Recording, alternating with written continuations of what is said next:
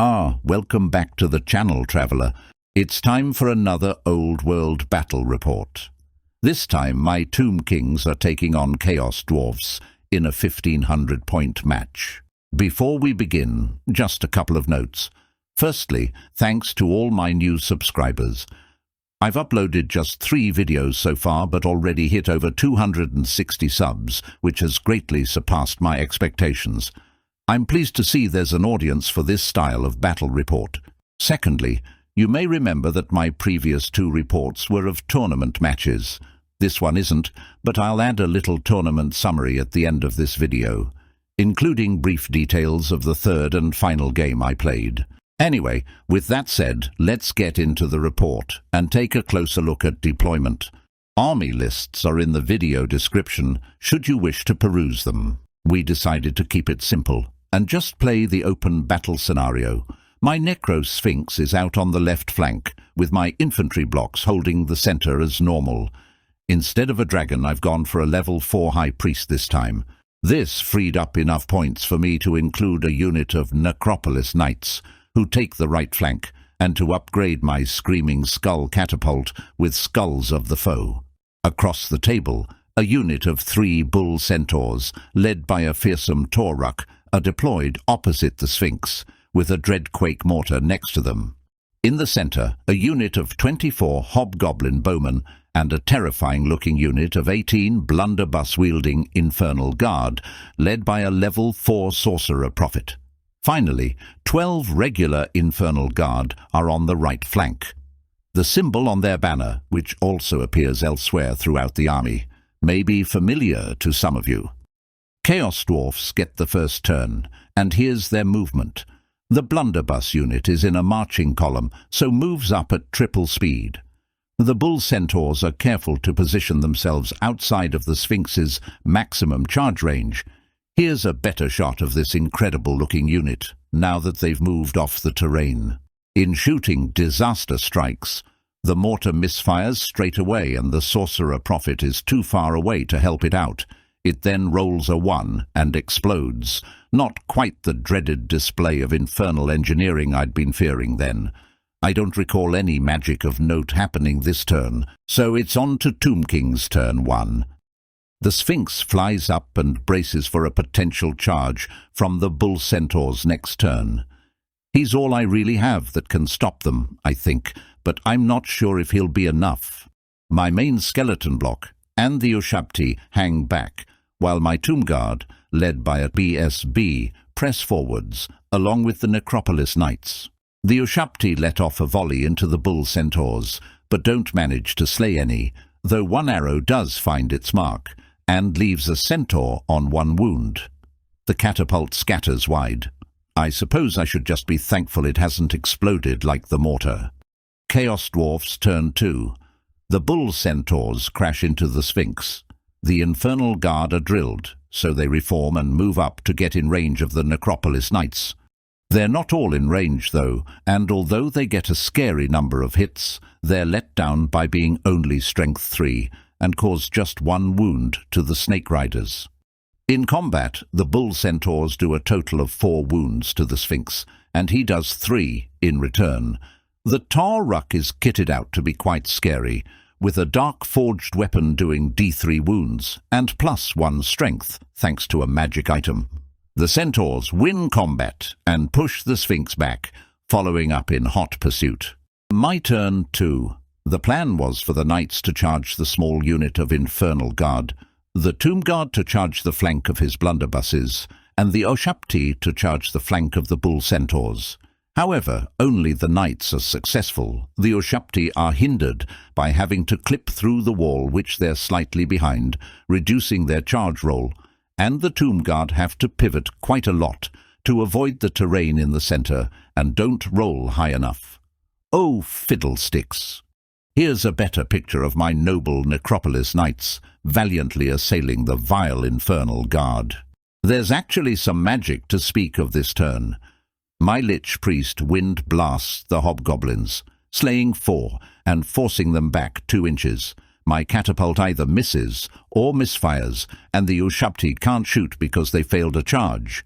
Combat. On the right flank, the Necropolis Knights slay 4 Infernal Guard and lose 1 knight in return. The dwarfs don't break. Oh dear. Much better news on the left flank though, as the Sphinx somehow tanks everything and comes up smiling, slaying the 2 remaining regular Bull Centaurs and forcing the Taur'uk to fall back in good order, which he rolls very high for.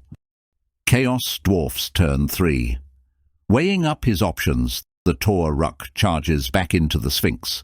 The blunderbusses charge into the flank of the Necropolis Knights, and the hobgoblins walk forwards. The little blighters manage to pick off 2 skeleton warriors with their bowfire. I don't think there's much magic to speak of this turn. Combat over here's fairly predictable, with the knights ground to dust under the merciless iron boots of the Uzguldroth, and the blunderbuss unit reforming to face my tomb guard. Over here, though, the Taur'uk's nightmare continues. He manages to cause a wound with his impact hits, but then misses with all his attacks. Here's his hit roll. In return, he loses 2 wounds. If you're wondering why they're so far apart, it's just because the arms of my Sphinx are awkwardly positioned. Tomb Kings turn 3. My central units move up as much as they can, and my Tomb Guard charge into the blunderbuss unit, losing 3 to Overwatch. I kill enough hobgoblins this turn, either with the catapult or wind blast, not sure which, to panic them and send them scurrying away, which is nice. The Tomb Guard combat sees 6 Infernal Guard slain and 2 of my warriors slain in return. My Herald is equipped with the Armour of Silvered Steel, making him quite unappealing to direct attacks against, and also wields a great weapon for some potent combat punch. The Sorceror Prophet is no slouch either, though, as he has a darkforged weapon granting him +1 strength, and he also has an assailment spell, Demonic Familiars, which he can cast into combat, though it's only strength 2. The dwarfs successfully repel my attack, forcing me to give ground and choose not to follow up. Over here, the Taur'uk misses with all of his attacks again, as you can see, and in return the Necrosophynx chops him into little pieces. Well, the mighty Sphinx has finally triumphed. The Taur'uk failed to roll anything higher than a 2 for 8 consecutive combat attacks. In Chaos Dwarfs turn 4, the Sorcerer Prophet successfully casts Demonic Vessel, giving him and his unit +1 strength, attacks, and armor piercing. This is enough to tip the balance in favor of combat rather than blunderbusses, so he charges the unit back into my Tomb Guard, which is somewhat concerning to say the least.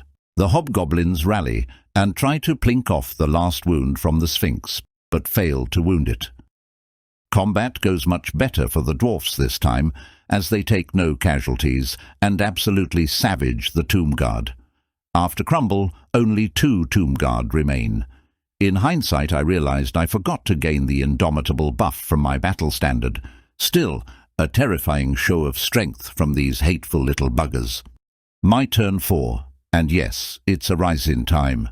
If I were including memes, here's where I'd insert a clip of the Night King raising up all the dead warriors in that scene from Hardhome, but I'm not including memes, so you'll just have to imagine it. With one of his hieratic jars, the priest is able to successfully do a rise twice on the Tomb Guard and replenish them to almost full strength, which must certainly be a depressing sight for the beleaguered dwarfs. You can see my catapult is facing the wrong way here. I believe it misfired in a previous turn and couldn't fire that turn or this one. The Sphinx tries to charge the hobgoblins, but they flee in terror and it fails to catch them. Without their demonic buffs, the dwarfs aren't quite so scary, and just kill 3 Tomb Guard, losing 1 dwarf in return. A closer shot of this roiling melee. So, I can very simply summarize the final stages of the game now. The hobgoblins end up fleeing off the board, whether due to panic or terror, I'm not sure. The small unit of Infernal Guard, which has been making its way gradually towards my catapult, gets wind blasted back and is unable to actually make its charge into the catapult. The blunderbuss unit continues to get whittled down, and although they put up a good fight, I managed to arise the Tomb Guard again to full strength with another Hieratic jar. My Tomb Scorpion, having been consistently forgotten about, comes on in turn 5 and does nothing. Anyway, we call the game here at the end of turn 5, with a Tomb King victory, as the loss of the Magma Cannon and the Bull Centaurs and Hobgoblins is enough to seal the defeat of the Dwarfs, weighed against the loss of the Necropolis Knights. And there you have it, another incredibly enjoyable match against a great opponent. As a legacy army, I do think the Chaos Dwarfs feel like they may have some underpowered elements compared to the regular armies, which was especially noticeable with the Bull Centaurs, who lost to a Sphinx which was only around half their cost. But they do nevertheless have some interesting and flavourful rules. I am in fact currently building up a Chaos Dwarf army of my own, as I simply love the look and feel of them. Right, so I said at the start of the video that I'd do a short tournament report. The previous 2 videos were the first 2 matches of a small local tournament I played. The third match was against High Elves, but it was a bit too short for a full video really, so I've decided to include a brief description here for completeness' sake. If you want to see my list, see one of the previous 2 reports. The game opened with a daring silver helm charge, attempted into the Bowshabti, but unavoidably hitting the Sphinx instead. They bounced off, doing nothing, fleeing, and getting run down and destroyed. My dragon then tried to charge the central Swordmaster unit, but they fled due to terror, and I rolled a 111 for pursuit. In High Elves turn 2, the Swordmasters rallied. He had an Archmage on a dragon who tried to cast a spell to make himself ethereal, but he failed to cast it. He then failed to cast it again, even with his re-roll from Liliath's Blessing. Sensing a moment of unparalleled fortuitousness, my Tomb King then charged into the flank of his dragon, won combat, and his Archmage fled, and was caught and destroyed. The Sphinx also got into the Swordmasters and savaged them quite badly. A unit of skirmishing archers had half their number wiped out by a wind blast from my priest in turn 2 as well. So, with very little of the army left by the end of turn 2, High Elves conceded. So, with 2 wins and a draw, that was enough to put me in second place overall at the tournament. I should mention as well that the tourney was held at and run by Athena Games in Norwich. It was a fantastic day with a very friendly atmosphere. I'd highly recommend attending one of their events in future to any who are interested. One last thing before I go, concerning what you can expect from this channel going forward. Although I've uploaded a few tournament reports, I'm not particularly a tournament gamer per se, and most of the games I upload are likely to be, whilst probably at least somewhat competitive, certainly less fine-tuned or cutthroat than your average tournament match. I intend to dabble in fun lists and more casual games overall. Anyway, that'll do for another report, so thanks for watching if you stayed this long, and I hope to see you in the next one.